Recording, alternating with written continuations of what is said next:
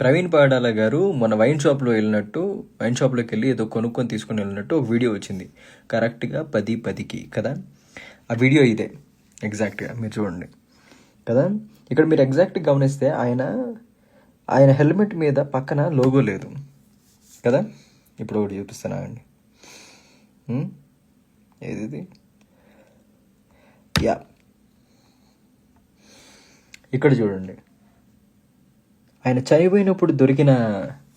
చనిపోయినప్పుడు ఆయనకు ఉన్న హెల్మెట్కి లోగో ఉంది. అంటే ఏంటి, 10:10కి అక్కడ లోగో లేనప్పుడు దారి మధ్యలో ప్రవీణ్ పాడాల గారు ఆయన ఏంటి మందు దాగేసి లోగో వేయించుకున్నారా?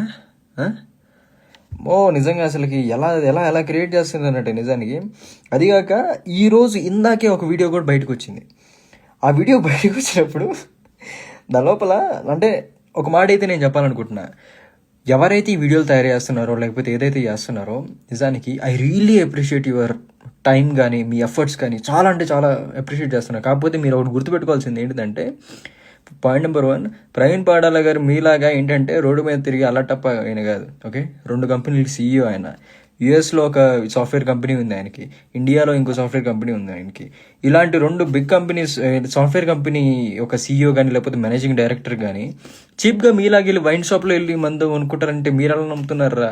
లేకపోతే జనాలు నమ్మడానికి ఎలా ఉన్నారనుకుంటున్నారు? సరే, అది ఈరోజు వచ్చింది ఒక వీడియో, కాకపోతే దాని బయట ఫొటోస్ ఒకసారి చూడండి. ఇదిగోండి, ఇంకో ప్రవీణ్ పాడాల గారు వచ్చారు, అక్కడ బైక్ పెట్టారంట. ఫేక్ ప్రవీణ్ పాడాల గారు, సారీ. ఓకే, స్టాండ్ వేశారు.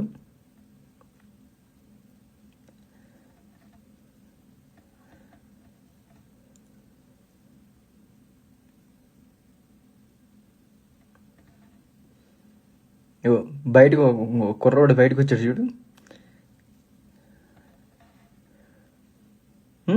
అయ్యా,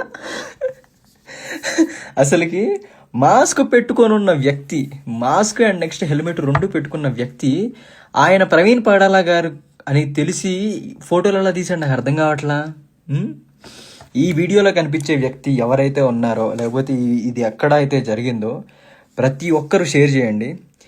ఈ వీడియో ఒక లింక్ కూడా నేను కింద కామెంట్ సెక్షన్లో పెడతాను, షేర్ చేయండి. ఈ వీడియోలో ఉన్న వ్యక్తి, ఆ ఫోటో తీసిన వ్యక్తిని కనుక మనం పట్టుకుంటే ఈ వీడియోలు అందరూ ఎవరు తయారు చేస్తున్నారో ఆ వ్యక్తిని కూడా మనం పట్టుకోవచ్చు.